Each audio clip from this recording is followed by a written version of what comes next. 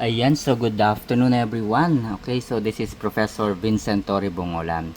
So meron tayo ditong tutulungan na isang dentist, ano? And meron siyang research para doon sa kanilang hospital. Okay, so ang pamagat po ng kanilang research, enhancing patient satisfaction through optimized administrative processes at Kasiguran District Hospital Outpatient Department. Okay, so guys, no, ito yung kanilang research. So very critical po, no, kapag ako po ang nag-analyze ng research, kinakailangan kong mabasa yung lahat po ng content ng research or thesis or dissertation. Bakit ko kailangang basahin at maintindihan? Dahil kung hindi po ako magiging aware doon sa pag-aaral, doon sa kabuuang study, ay baka magkamali tayo ng analysis. Baka hindi natin masagot yung problema na isinulat po dito sa research na ito. So, it is very important na kapag kayo po ay lumapit sa akin, ang lagi ko pong hinihiling ay isend muna sa akin yung chapter 1 and then yung chapter 3. Okay? So yung chapter 1 po kasi ito po yung napakahalaga, no? Yung pinakang backbone po ng isang research is nasa introduction, nasa background po ng study. So kailangan kong maintindihan, malaman kung ano nga ba yung purpose ng inyong research at ano ba yung pinakang goal po ninyo dito. So like this one, meron na po siyang abstract. So Kasiguran District Hospital Outpatient Department is the busiest component of the hospital as it provides critical and essential medical services to great number of patients. Administrative processes is one of the factors that greatly affect the hospital that influence the satisfaction and overall experience of patients. However, baseline and current data to understand and evaluate patient satisfaction related to administrative processes is not available today. So, ito po, no? Ang kailangan ko po dito is yung abstract o yung chapter 1 in the general. And then after po ng chapter 1, tinitignan ko rin po dito yung chapter 3, no? Yung methodology of the research. Bakit kailangan ko pong malaman at maintindihan din, no? At makita po yung methodology. So, bilang isang statistician, mga kaibigan, nandito po sa methodology yung mga pamamaraan kung paano isasakatuparan o isasagawa ang isang research. Nandito na po yung research design. Ano nga ba yung research design ng iyong pag-aaral? So, respondents of the study. Paano nga ba pinipili? Ilan nga ba yung dapat na respondents sa isang research? At ano nga ba yung pamamaraan para malaman yung tamang bilang ng mga participants or respondents of the study? Paano malalaman? So, ano ba yung computation? So, meron po tayo ditong Cochrane's formula to determine the number of sample who will going to participate in the research. Okay? So, syempre, hindi rito mawawala yung scope. Kailangan pong malaman natin, ma-identify hanggang saan ba, hanggang ano ba yung magiging coverage ng study. And of course, yung process development, no, napakahalaga po ng process development.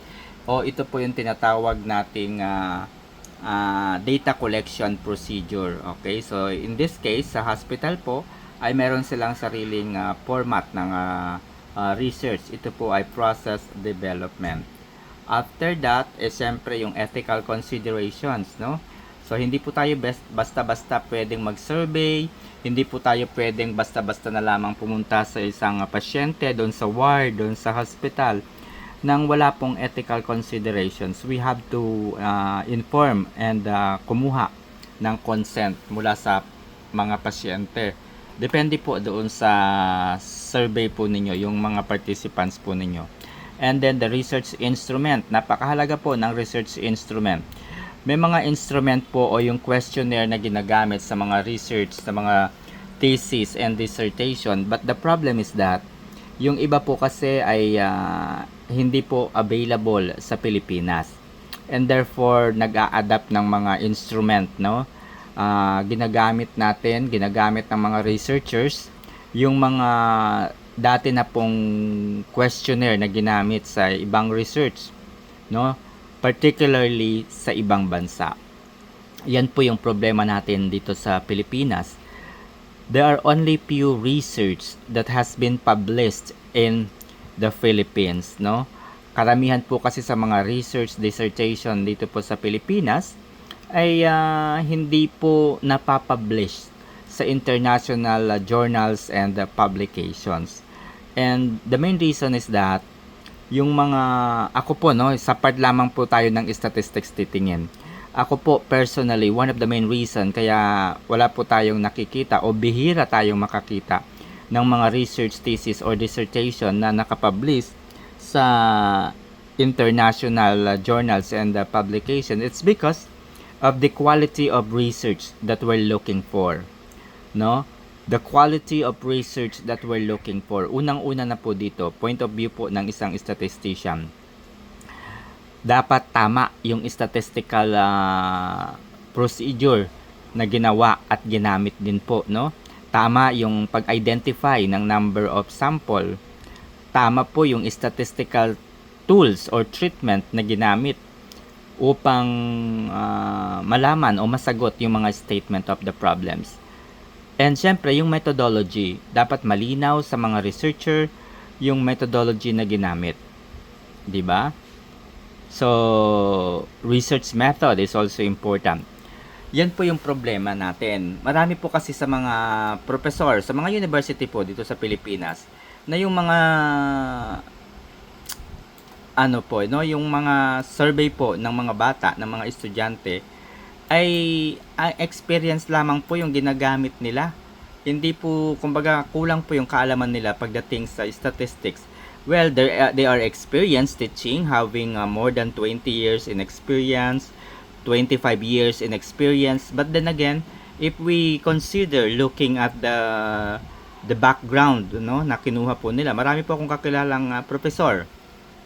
Dahil nagturo din po tayo sa De La Salle College of St. Benilde. Nagturo din po tayo sa Polytechnic University of the Philippines and Arellano University. Marami na rin po tayong university students na natulungan sa kanilang mga research survey and dissertation. Mga surgeon, mga doctors, teachers, nurses, and all profession na yata, no? Ang dami na pong natulungan tayo na magawa yung kanilang mga research. Yung iba po ay very lucky po tayo dahil karamihan po doon sa mga natulungan natin ay na-publish po sa international and sa international journals and publications po yung kanilang research. And then yung iba po, no, ay kumbaga nakaka-proud dahil yung iba ay kumbaga naimbitahan pa ng iba't ibang mga bansa. Okay, so nabanggit po nila doon, na-discuss po nila doon yung kanilang mga research. Ayan.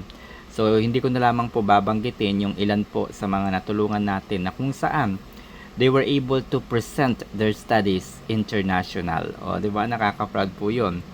And, ano pa ba? Okay, so, kung meron kayong mga research, thesis, and dissertation, ayan, I'm pretty sure and I'm very confident that I am a legitimate statistician. Okay? Para sa kaalaman po ng lahat, I am a graduate ng Bachelor of Applied Statistics, and I have my master's degree in Applied Statistics, and then meron po tayong bachelor's degree in Law sa Polytechnic University of the Philippines. I've been in the industry for more than 23 years, no? And naging senior data science executive po tayo sa isang market research company. O, di ba? Napakalaki po nun. The Nielsen Company. Naging senior data science associate manager po tayo sa Accenture Philippines. And naging Senior Data Scientist and Artificial Intelligence Lead for Innovation at the Asian Development Bank.